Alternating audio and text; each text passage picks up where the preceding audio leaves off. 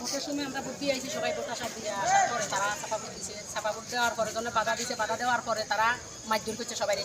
তারা গ্রেপ্তার করা চাই, প্রশাসন তারা ব্যবস্থা নেয়।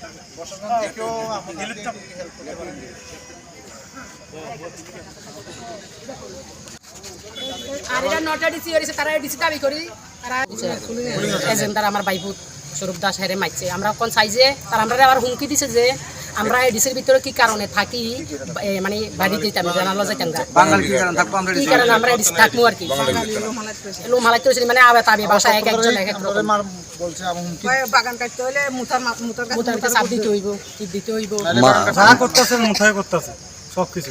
লিটন দাস, আমরা ডিসি ভিলেজে আজকে বুথ চলতেছে।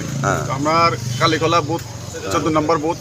আজকে সকাল 7টা থেকে বিকাল 3টা অবধি বুথ ভালোই চলছে। 3টার পরে কিছু দুষ্কৃতী ছাপ্পা ভোট দেওয়া শুরু করে। আমাদের পুলিশ গেজেট আসলো, পুলিশ গেজেটে বাধা দেওয়া সত্ত্বে তাদেরকে টেনে হেসড়ি বের করে নিয়ে রাবার বাগানে নিয়ে মারধর করে।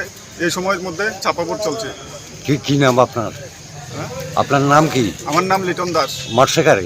মারছে সৌরভ দাস, লিটন ভৌমিক, যারা মার খাইছে, বিজয় দাস, তারপরে প্রসেনজিৎ ভৌমিক, এরাই মারছে, এরা মাথার লোক। এখন কি করবেন? এখন আমরা দেখি প্রশাসন কি করে। এখন কই আছে তারা?